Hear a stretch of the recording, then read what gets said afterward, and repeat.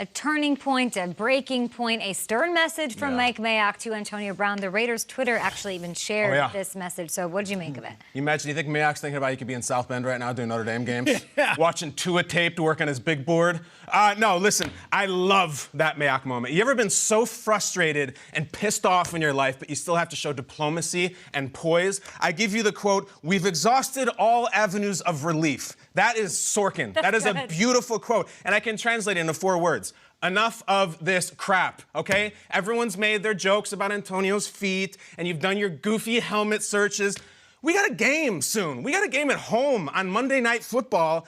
And I just look at someone like Mayock, who is an old schooler, who is a grinder, and he brings in people who are tough and want to compete. We got guys who can't be on the field because their bodies are broken down. We have guys who can't be on the field because of mental health. And we have one guy who says, I don't like this helmet.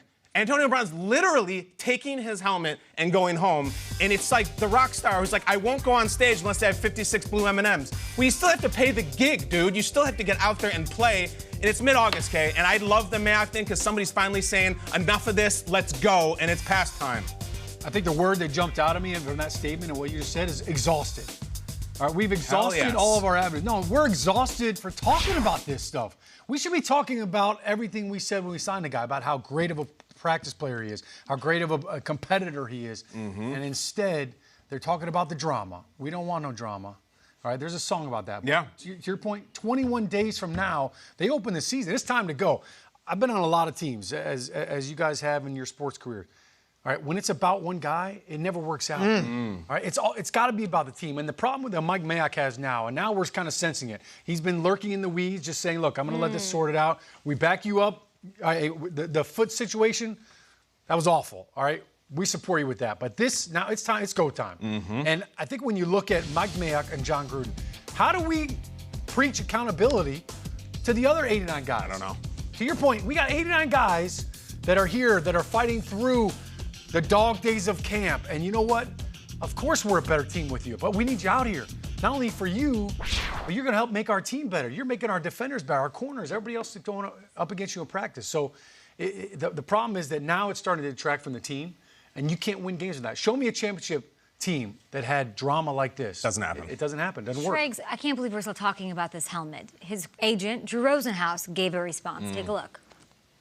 We've worked very closely with the Raiders, and we will continue to work very closely with the Raiders. I'm not sure that we agree that we've exhausted all the options, as Mike Mayock said, but there's no doubt it's still an ongoing process.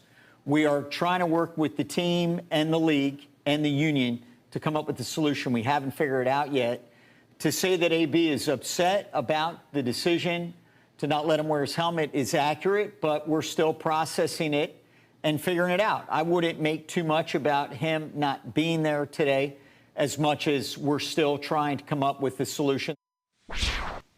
Well, that would make sense, Drew, because Antonio Brown himself put him on his Instagram. He disagrees with the decision, but he's working on getting back to full health and rejoining his team. I'm excited about this season, appreciate the concerns about me. And now we're back here. So, Schrager, why are we back there, and where does it go moving forward? I think that John Gruden has been playing good cop in the media this entire time, whether it be on Hard Knocks. He's got his guys back. So to see Mike Mayock come out and issue a statement, that's not by accident. This is good cop, bad cop, and now the Raiders have 3 choices, all right? And none of them are ideal. The most ideal choice is that he shows up. But when you ask, is AB all in or all out, there better be some sort of consequence if he is all out. Here's what they can do. Number 1, they can just cut him. They can cut Antonio Brown. They can make a statement, say it's not what we stand for. We made him a trade, but you know what? We've looked at this. We've been a couple weeks in. We can get rid of him, and he can sign elsewhere, and we're willing to say, hey, it just wasn't fitting the culture. We can move on. If they do that, they still owe him $30 million over the next 2 years. That sounds terrible. He can sign whatever team he wants to, but the Raiders can say, we stand for culture, and that doesn't fit our culture. That's the first option. The second option is they can try to trade him. All right, now they got Antonio Brown for a 3rd and a 5th, and that was kind of 60 cents on the dollar. If they trade him, what teams are lining up for this right now? If they're looking going back to Pittsburgh, I mean, is it 30 cents on the dollar, and then they're trading him for that? I'm not sure there's another suitor for Antonio Brown in a trade at this point because you still have to pay that contract. And the last option is what has been got? described to me as a nuclear option, something that has never been done since the CBA has been put in place in 2011, and it's called the 5-day letter. You might have been reading about this. Mike Florio's been talking about this a bit. The 5-day letter is something that no team ever wants to use. It's almost like that nuclear button where you know it exists, but you never want to use it. What the 5-day letter is, a team can issue this to a player, and if he does not show up in 5 days, he cannot play for the entire season. He goes on a certain list on the NFL not active list.